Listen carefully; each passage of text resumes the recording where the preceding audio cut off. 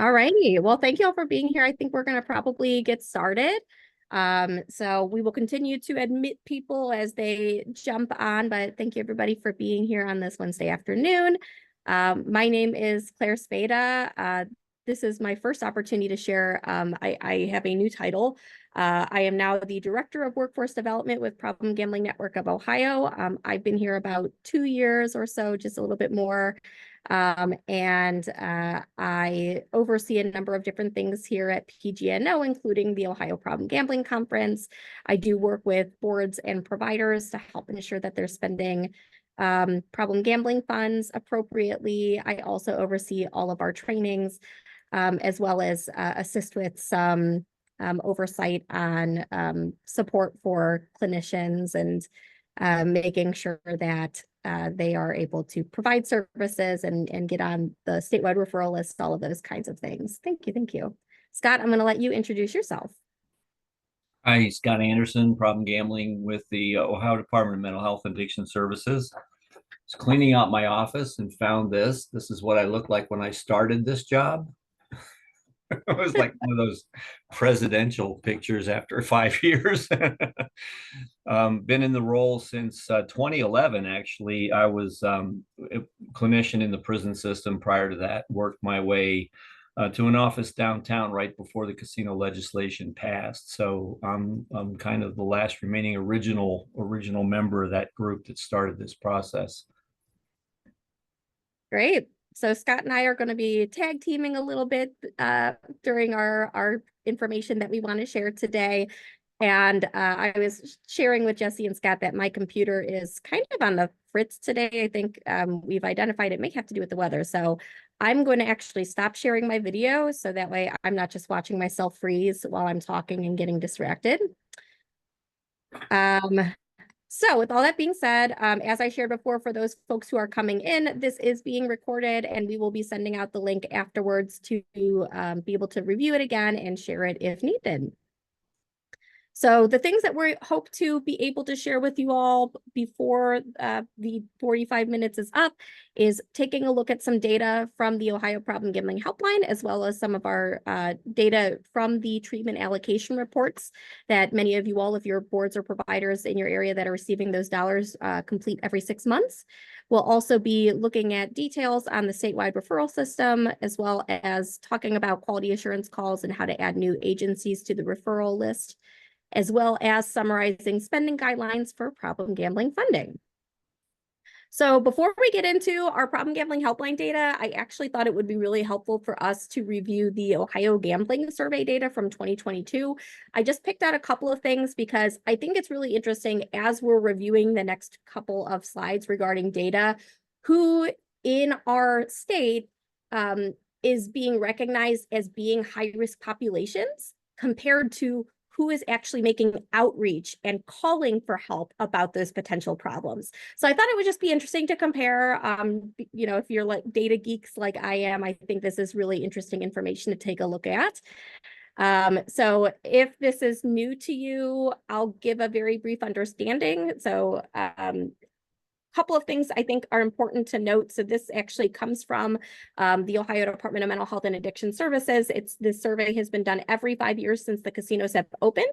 So you can see here there was a survey done in 2012. That was when the casinos and racinos opened up here in the state of Ohio. The survey was conducted again 5 years later in 2017. And then the survey was conducted a third time. I think it's always important to recognize that these surveys were collected up until December 31st of 2022, which was literally the day before the launch of sports betting in the state of Ohio. So all of the data that you're seeing here is prior to sports betting legalization in the state of Ohio. And as you can see, this data tells a huge story. So back in 2012, before the casinos and racinos opened, or just around that time, we were looking at about 5-ish, almost 6% of the population who fell into this at-risk or problem gambler category. 5 years later, we saw that nearly double to 10%. And then interestingly, 5 years later, prior to sports betting launch, we saw that number double almost again. So it'll be really, really interesting to see when our next survey comes out, what these statistics will show, because I think a lot of us in the room here are probably a little bit concerned around technology-based gambling and the ease of of access and availability, and how that might impact somebody's spending habits or how addiction might take place a little bit differently. Scott, can you confirm, is there another survey planned for 5 years? Is there one earlier? I know there had been talk of one. Yes and yes. We're going to continue the 5-year window, but we're working right now with Pyre to do an interim sports gambling survey. So we're in the process of writing that questionnaire right now. That's in the process right now. We should have that hopefully out in probably in months. It won't be very much longer, but we'd like to get a real good snapshot of what the impact of sports betting has been, and that's coming up very soon. Great. Thanks, Scott. And I think that's really exciting to know, because 2027 seems like it's such a long ways away to wait for data, especially when I know a lot of us are really interested to see how sports betting in particular has impacted us. So additionally, when we take a look at who are some of those at-risk happened too fast here. Who are some of those at-risk populations here? I pulled 2 slides again. There's much more data than what you're seeing here. When we take a look at gambling type by sex at birth, and we look at the breakdown for our at-risk or problem gamblers, we're really looking at almost nearly equal numbers between men and women, although men are slightly eked out over women, or at least were in our 2022 data. And when we take a look at gambling type by age, you can see here that we're skewing on the younger side for those who are at risk or who have been identified as a potential problem gambler. And for those of us who worked in addiction, again, I don't think this is probably too big of a surprise, recognizing that, of course, with brain development and all of those kinds of things, we know that addictions happen more quickly and more prominently amongst those who are younger. So knowing all that, when we take a look at helpline data, I pulled 2 different years. So I pulled May of 2023 and May of 2024. These are one small snapshot in our helpline data from the past 2 years. And a couple of things to note on this. So we actually get reports every single month from the Ohio Problem Gambling Helpline. This was May of 2023. You can see here that during that month of May, there were 754 contacts made to the Ohio Problem Gambling Helpline. Keep in mind that this was roughly 5 months after sports betting was legalized. You can see here that we get data on those who choose to share what is the length of that gambling problem. You can see here that we're seeing a lot of folks during that time call who were between 1 and 3 years having that developed. What prompted you to seek help? I'm sure Jesse, who's on our webinar with us today, can also probably confirm that financial problems and family problems have remained the top 2 for many, many, many, many months in a row. Those are usually the 2 biggest reasons why folks are calling. Additionally, when we take a look at types of gambling activities, I know this is really, really tiny, so I apologize, but you'll notice here that casino slots during that month were the #1 reason that were identified. Sports betting was #2, and I will share that, again, this was a snapshot from May, but there have been some months in between where sports betting was the #1 reason why people were calling, and casino betting was taking a second piece there, a second on the list. I do think it's important to note, so at the bottom, you can see contact counts by month within the past 12 months. So again, in May, we saw 754 calls. You can see that in May of 2022, we were at 523. And leading up to sports betting, you can see here that really we're looking at in the 500s and 600s. For those numbers who are called. You can see this huge jump between December of 2022 and January of 2023. And during that time, there were a lot of what are called opportunity calls that took place. There was actually a lot of confusion from people who were calling and saying, hey, I can't get into my DraftKings account. Can you help me out?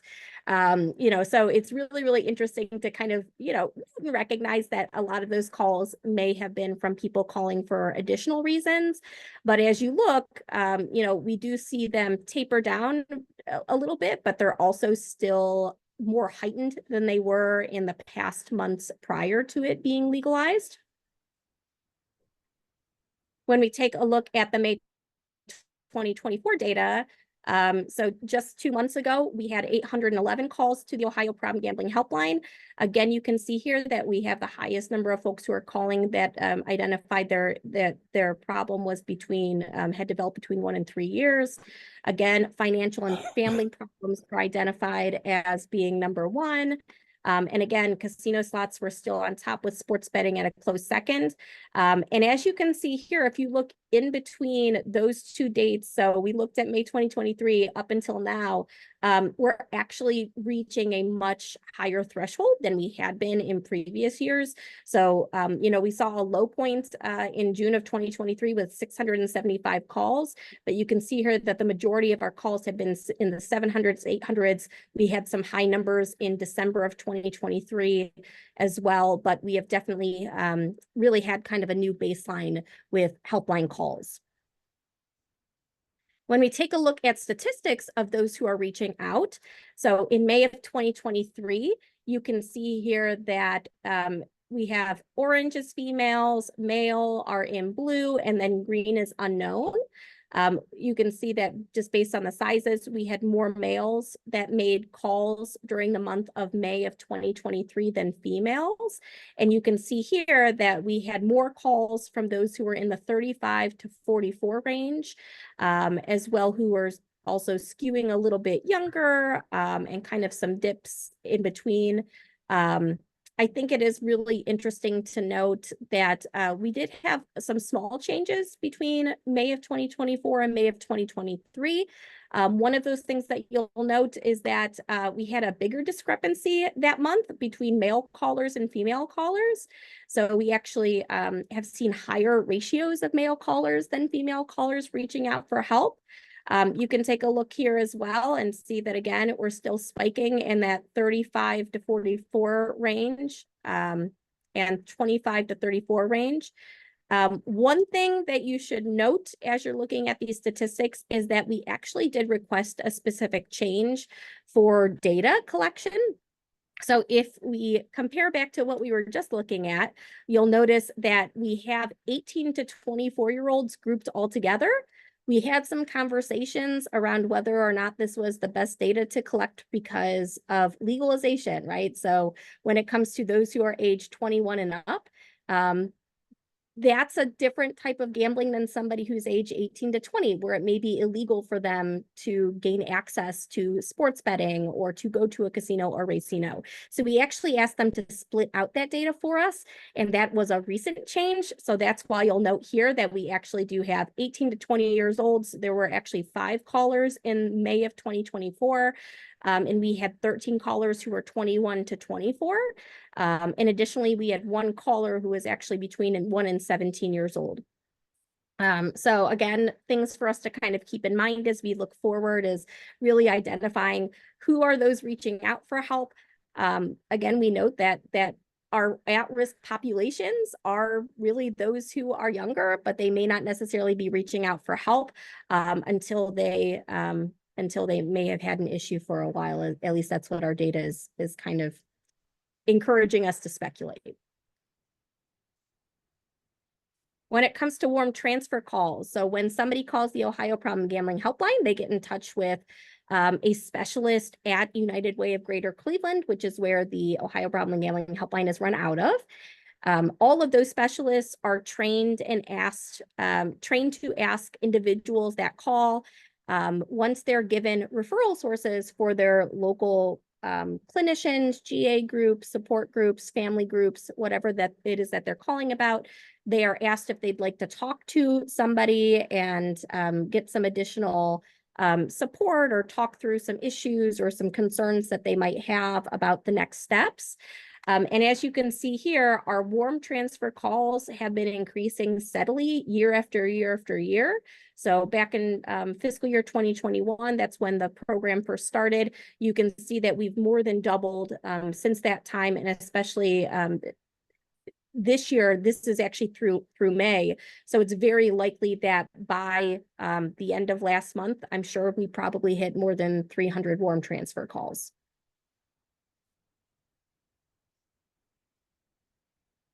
Okay, so when it comes to board reports, Scott, do you want to talk a little bit about the process for what this looks like? Yeah, I sent out a reminder to the boards with the new reporting form that we came up with. We asked that those be completed and back to us in a reasonable amount of time. I know it takes a minute to gather that information, but we asked for the number of people in your area that were screened, the number of people that had a positive screen or identified, and then of those, the number of people that were treated. You can put on this form the agencies in your board area that are treating. You can please add the credentials of the people that are identified. And what we've done over the last couple of years, or a couple of reporting terms, is I compile this information and add up all the people screened and identified and treated across the state. I share that with Claire, and then we cross-reference the people that are actually doing the treatment and the agencies that are providing the service to make sure that the folks that are there have been through our training or some training and are actually qualified to be treating, and that the providers are aware of all of the support that we can give them through the consultation or through just Claire and I have done a number of just individual appointments, I guess, with folks that we brought them up to speed.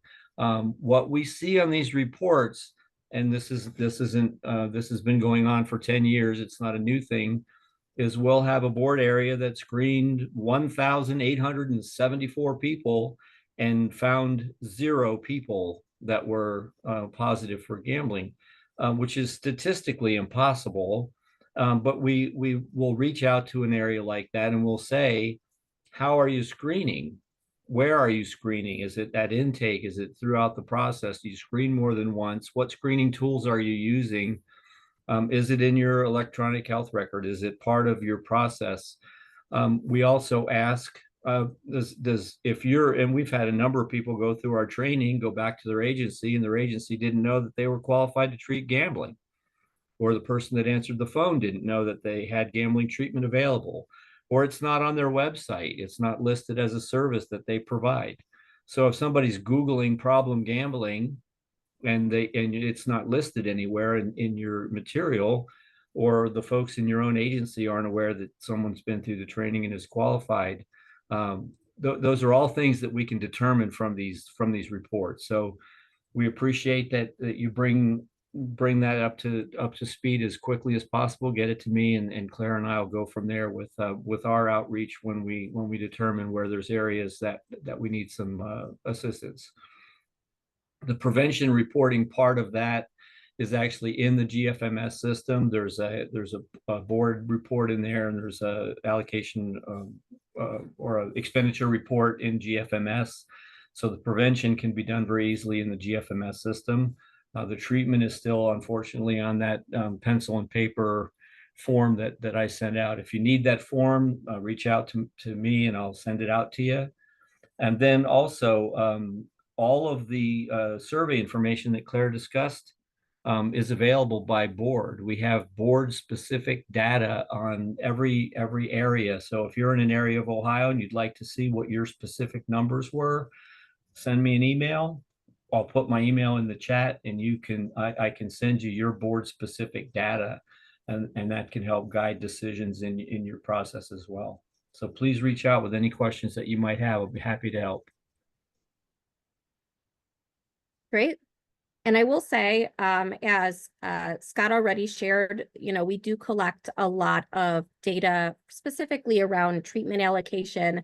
I know personally I'd love to engage in some more collection of data around prevention as well. But when we take a look at treatment, I think there's a lot of opportunities for outreach and to really make our service system better as a whole.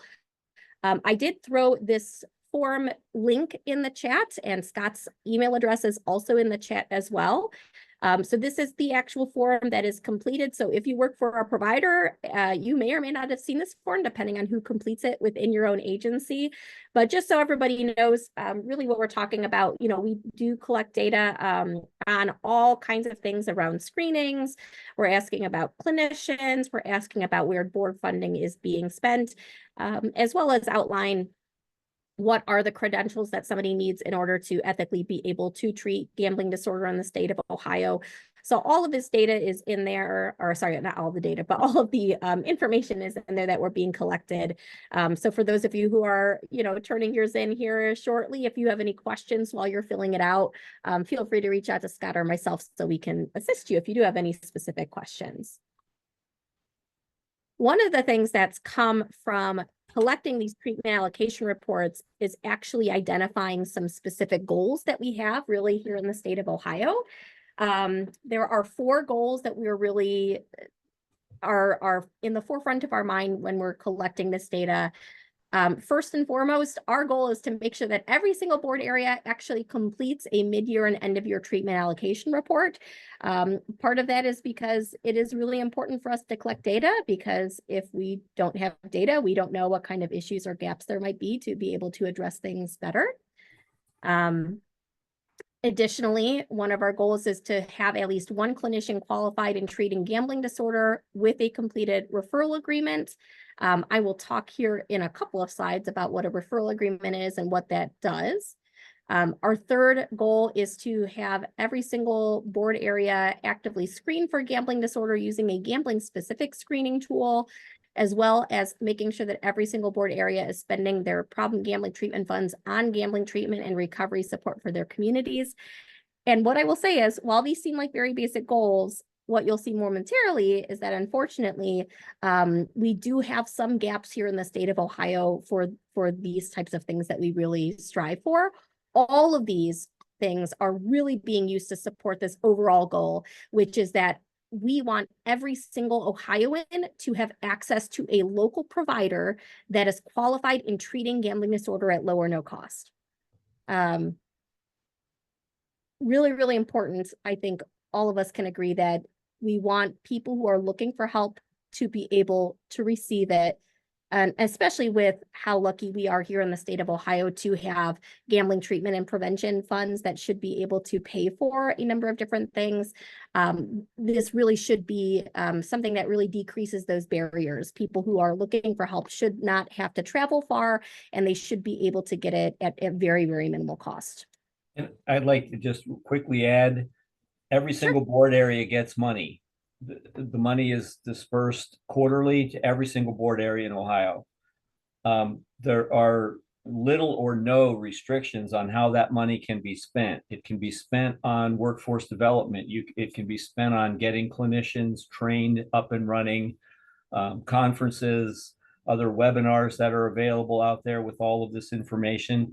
I pulled some stuff up. Each board area for your prevention efforts. This is a mug that, well, it's my favorite mug actually. Zeph Center did is Gambling Got You in Hot Water. I can't really see that very well, but it's logoed with our ad campaign. Meridian did basketball stress balls. We have football stress balls that have been done.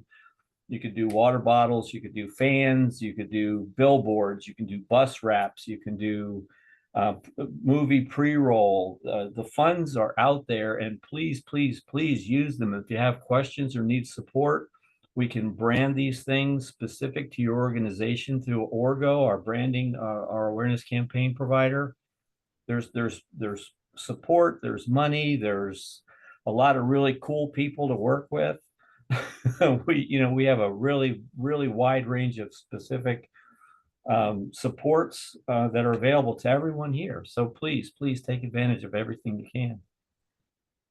Thanks, Scott. Absolutely. And I think I will just add on to that every single board area, every single county in the state of Ohio gets people who are calling from their community from the problem gambling helpline. Every single community, every single county has callers who are calling every year.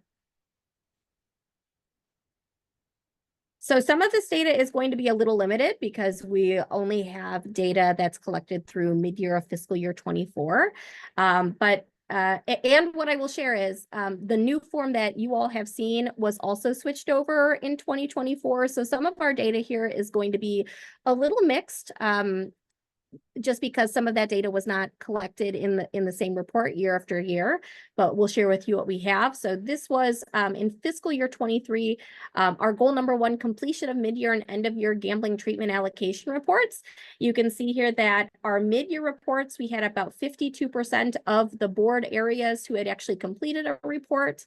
Our end-of-year reports, good job, everybody. Pat yourselves on the back because we had every single board area complete an end-of-year board report.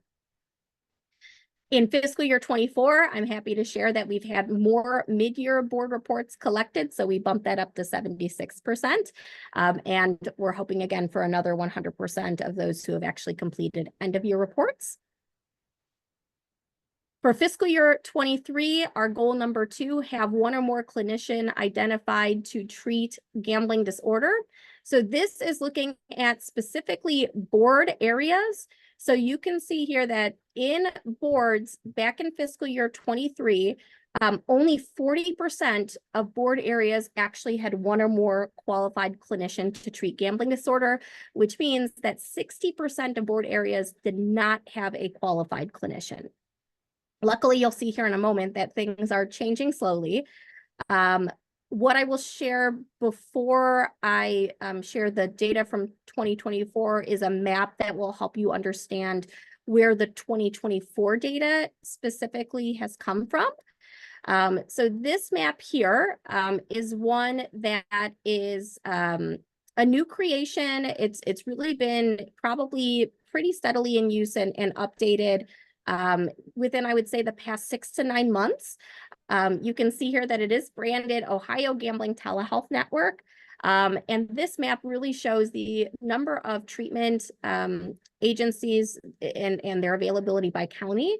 I'm actually going to ask Jesse Woodrig, who's our manager over at OGTN, to be able just to share a little bit about this map, how it was developed, and a little bit about just what OGTN's goal is and how it supports this.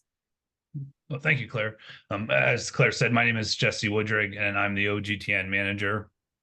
Just to speak about the map, I know some of you may have seen an earlier version of this. It's just more or less our way of trying to see what service availability is throughout the state. So as Claire had mentioned, kind of like the referral process, getting a trained clinician in every board area, all that gets kind of compiled on the website gamblinghelpohio.org, which is used by the United Way of Greater Cleveland with their navigators. So when someone calls the problem gambling helpline and they're asking for local resources, these are the agencies that they would be directed to for assistance. And so, in terms of trying to gauge how easy of access somebody may have throughout the state, we use Gambling Help Ohio and identified all the counties are listed on the listing, so we can see what providers are offering services to a specific county and more or less identifying what counties had no providers listed and who had multiple providers listed. So we have been seeing a general trend of seeing more representation on the map with more providers being listed.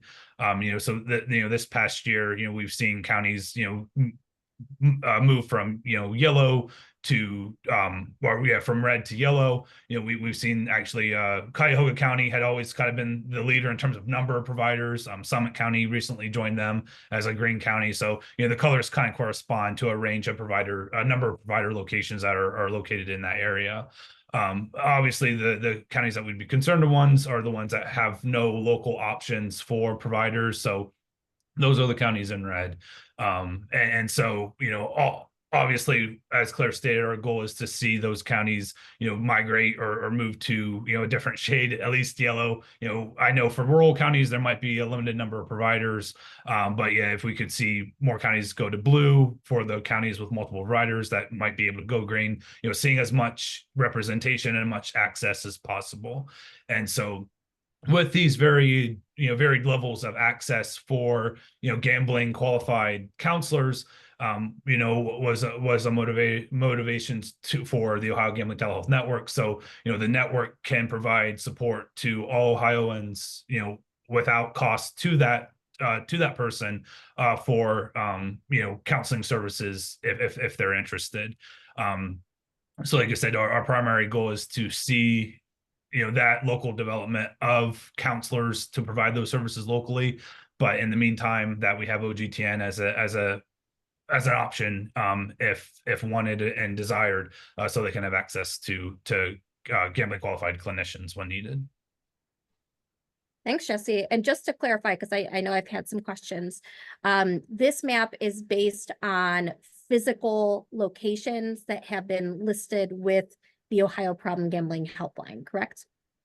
Yes. So it's office locations or private practices. So, on Gambling Help Ohio, I mean, they do have like the self-help resources listed as well. There are private practices, there are the agency locations. So, for some of our, especially our larger providers who have multiple locations. So, if they have multiple locations in a county, even though it's the same agency, if they have multiple locations, we do the count by the number of locations. So, thinking about, I'm from Northeast Ohio, so Signature Health comes to mind. I know, Lake Geauga Recovery Centers, that's getting specific to the part of the state I'm from. I know they have multiple locations. So, so that's why, with Cuyahoga County, because, I believe, Recovery Resources, I believe, has 2 locations. Signature Health has multiple locations. So that's sometimes why they get why a county can get a different shade of color is because of those various locations in county. Thank you. All right. Well, thanks, Jesse. So if anybody does have any questions about the Ohio Gambling Telehealth Network, Jesse, if you don't mind throwing your contact information in the chat, just in case anybody needs to reach out or has questions. So with all of that being said, that map has helped us take a look at our current fiscal year 2024 goal of having those clinicians that are qualified. And I broke it down to 2 different maps, 2 different charts here. So one of those charts to compare year after year is looking at, again, board areas with qualified clinicians. So if you remember back in fiscal year 23, we're at 40% of board areas. That's up to 68% of board areas, which is really great. Unfortunately, some board areas span up to 6 counties. And so while a board area may have somebody in one of their counties, they may not have it in all of their counties. And so when we really look at all 88 counties in the state of Ohio, I think it is really important to recognize that we still have less than half of our counties in the state of Ohio with somebody local. And I think why that is important to keep in mind is because if somebody does call the Ohio Problem Gambling Helpline and they're looking for help, I will be honest and say, for me personally, I don't know if I would drive to another county to go get treatment if I couldn't help it. So I think that's that can be a barrier or a challenging piece, for those who are seeking treatment as well. So I know I had a couple of questions in the chat to me about, how do I make sure that I have a clinician that is on the list? How do I make sure, sorry, my phone's half ringing. Stop ringing. Okay. So how do I get people on the Ohio Problem Gambling Helpline list, which Jesse had mentioned is gamblinghelpohio.org. So here are the steps that somebody can take. So the first thing that needs to happen is that person needs to become a qualified clinician. Here in the state of Ohio, if somebody's licensed through the Chemical Dependency Board, they need to apply for their gambling endorsement. If somebody is licensed through the Social Work Board, Social Work and Counselor and Marriage and Family Therapist Board, we still expect them to have a minimum of 30 hours hours of gambling specific education. That's in alignment with our gambling endorsement with OCDP. It's also in alignment with the International Gambling Certification Board as well. So once that person has become a qualified clinician, they are eligible to complete a referral agreement.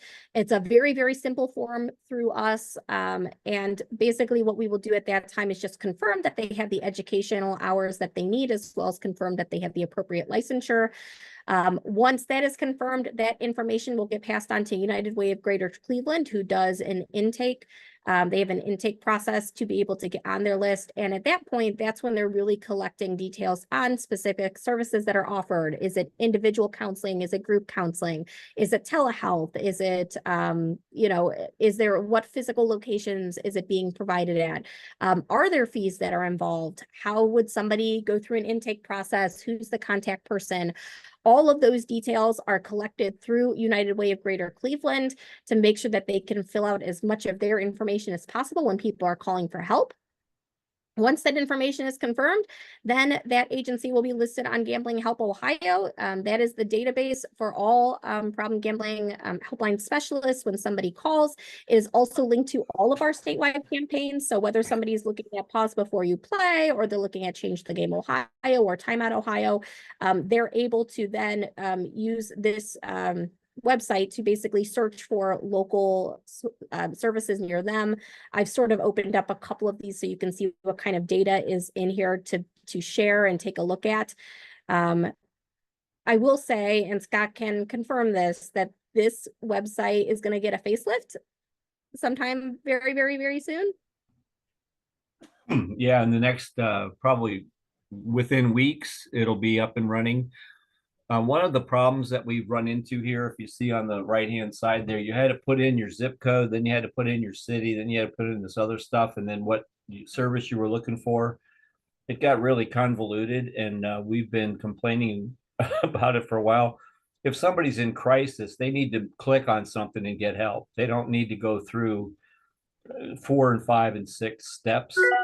So the new website has, it'll have your zip code and a click, and you'll get what's in your community really, really fast. It won't have to go through all those other steps. So it's much, much more direct, and it's going to be up and running here very soon. Great. I'm excited to hear that. I've seen a sneak peek and it looks a lot better, I think, a little bit more updated. So of course, once somebody is listed then on Gambling Help Ohio, those local callers are now being directed to those services. And usually when somebody does call the Problem Gambling Helpline, one of the first questions that asked is what zip code are you from? So really that will determine what referral sources that they are given options to. It's also, I think, important to recognize that these listings are updated semi-annually, meaning that once somebody gets on the list, that is not just, they're not on the list for life. We do check every 6 months or so to make sure that they're still eligible and should be on the list, because of course we know that there is staff turnover and people change and things change. We also here at PG&O do quality assurance calls. These are conducted monthly. We do 2 different types of quality assurance calls. We do quality assurance calls to the Problem Gambling Helpline itself to ensure that the specialists are engaging with individuals calling in ways that we expect them to. We also do quality assurance calls to all of the providers that are on the Ohio Problem Gambling Helpline list. So that way, of course, we can make sure that we're not getting responses like, oh, you're calling for problem gambling services. I don't think we treat that here, which is a response that we've gotten before from multiple providers. So that is also why it's important to make sure that if you do have front desk staff or other staff who are taking phone calls, that they should know the intake process for who to send them to. We need to make sure we have proper screenings in place and make sure that that person, when they're calling, probably in a time when they had to be really brave and make a call, that they actually get through to somebody who can help them right then and there. One piece that helps support all of that is, if you are not familiar with our our training is the Stages training series. It is a 30-hour series. I apologize, the image is a little bit blurry, but 30 hours of education. It really allows somebody, whether they're licensed through the Chemical Dependency Board or the Counselor Social Work Marriage and Family Therapist Board, to make sure that they have the qualifications that they need to treat. We are offering it quarterly in fiscal year 25. I will share that we have a training that starts here in about 2 weeks. We are completely full and have a waiting list for that. Our next Stages training series that will be open will be in October, and that the registration for that should be opening up here in the next couple of weeks. Our goal number 3 that we had listed was that every board area should actively screen for gambling disorder using a gambling specific screen. You can see here that 94% of board areas actually do some sort of screening for gambling, which means that about 6% are not screening at all. When we talk about looking at what type of screen that they're using, 80% of our board areas are using a gambling specific screen. Generally speaking, the overwhelming majority of board areas in the state of Ohio are using the BBGS, the Brief Biosocial Gambling Screen, using the SOGS, which is the South Oaks Gambling Screen, or using the NODS, which I don't remember what it stands for. But those 3 screens, I would say, are probably the most popular. 10% are not using a gambling specific screen. 10% we need more details. So sometimes when we get board reports, we do have some areas that say that they just do a comprehensive assessment, which gives us very little insight as to what that actually means. So are they including gambling specific information or not? Sometimes we've had folks who will just share that they're doing a gambling diagnostic assessment, which again doesn't really help us identify or look at what actual screen they're using, and if it's actually effective or not. So some of those things are things that we just are not clear on what that specific board area might be utilizing. Our last goal is that we hope that every single board area is spending their problem gambling treatment funds on local treatment and recovery support. Unfortunately, because of our old form that we were using, we don't have any data on that from our fiscal year 23 reports. And as we look at our upcoming fiscal year reports here in fiscal year 24, we'll be able to start gathering that data to determine, is funding actually being used for treatment in those communities? And as Scott mentioned, and I'll briefly cover here, because I'm sure if you've been in the field for a while, this is information that hopefully you've heard from us before. Board funds through all of the Adams boards are pretty unrestricted in terms of what kind of things board areas can spend them on. So really, promotion of services, prevention, treatment, workforce development. Most boards typically do contract with different providers to be able to engage in those services. Some boards choose to pass those funds along. Some boards choose to ask boards to draw, or ask agencies to draw down their funds. So every board area is a little bit different in how they utilize those funds.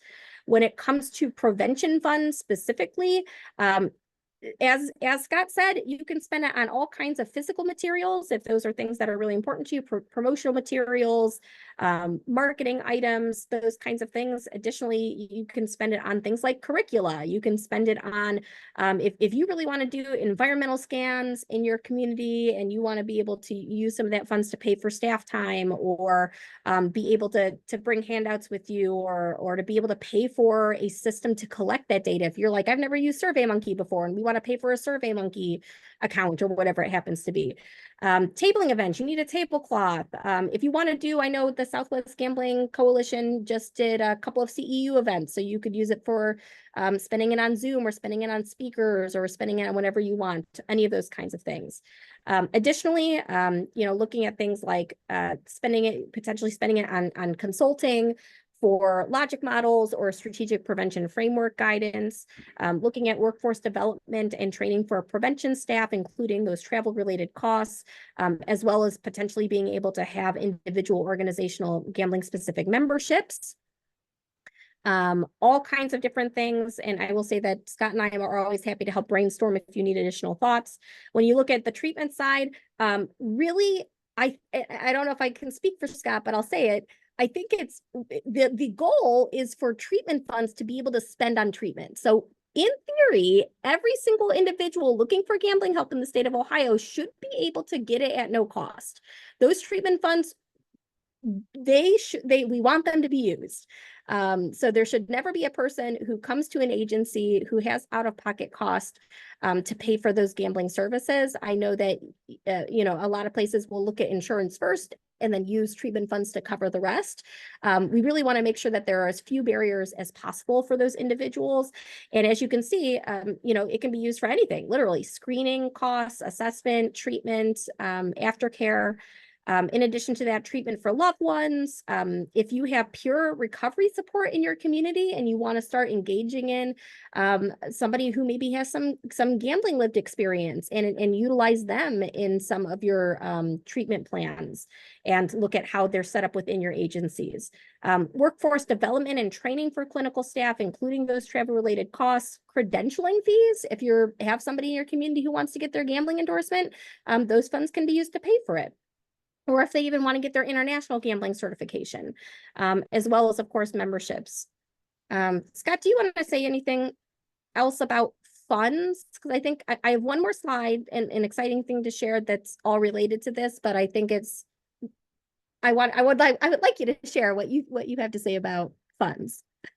As I stated earlier, the restrictions, these aren't federal dollars or crazy, these are gambling dollars, and we want them to be spent on gambling specific or gambling related activities, which is it's really a huge list. Nobody ever appeared for gambling treatment on a winning streak. There's no known cases. So we want to remove that barrier completely. If somebody appears, they can be treated at, I know that every agency has different ways they do things, and some insurances cover this and Medicare and Medicaid and so forth. But these dollars should be available for those people and their loved ones to get services. I know several of the agencies do really, really great work with family members. A lot of times it's the family member that appears first.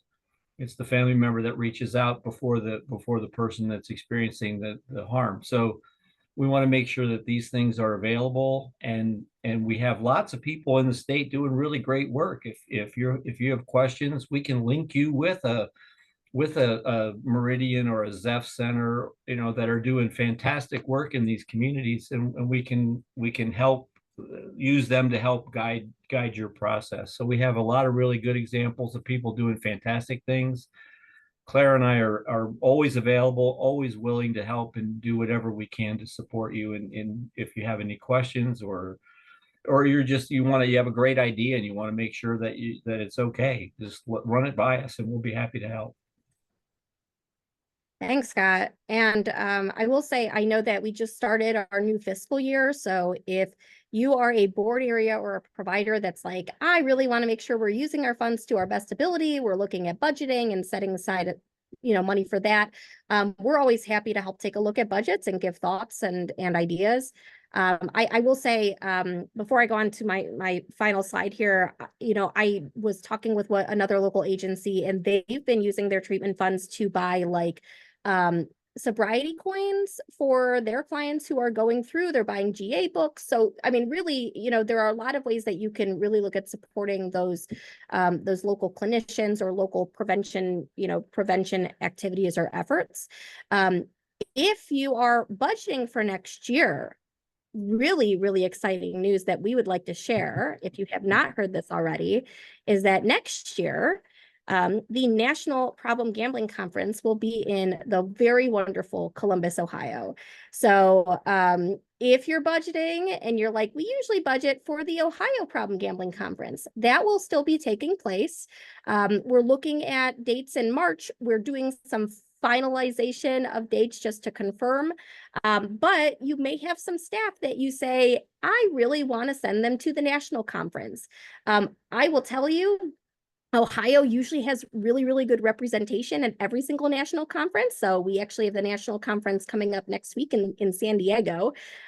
Next year, it'll be in Columbus. And we really, really want to make sure that Ohio stands out as having a lot of folks in attendance. And it is a really great opportunity to see what other states are doing and get new ideas, bring those back to Ohio, and really showcase and learn a lot, I think, from what everybody else is doing. So save the dates, plan ahead. If you're able to send people to both, try to start setting aside some money for that now. And with that, I know that we allotted for about 45 minutes of time, so I thank you for letting us go over for a few minutes. I will throw Maya and Scott's information up here if you do have any questions, and we're happy to stick on for a few minutes if anybody has anything specific you'd like to ask or anything that you're kind of curious about. As Scott said, if you're looking for more data for your local communities, Scott's able to reach out and get you your Ohio Gambling Survey data. If you're looking for helpline data for your communities, that's something that PG&O can also help bridge the gap with you and get you connected with the United Way of Greater Cleveland people. So please just let us know how we can help or how we can support. Thank you all so much for joining us, and hopefully we'll see you all very soon.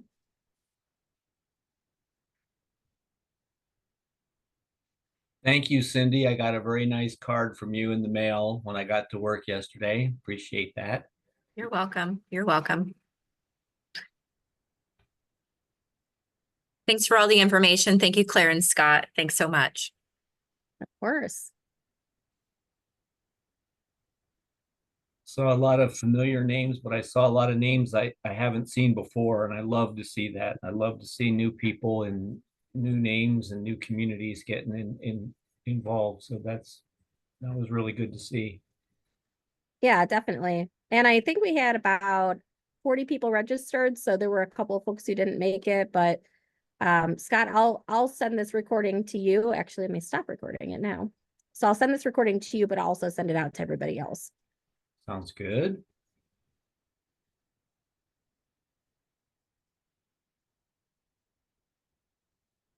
Hey, Scott, this is John Jordan over at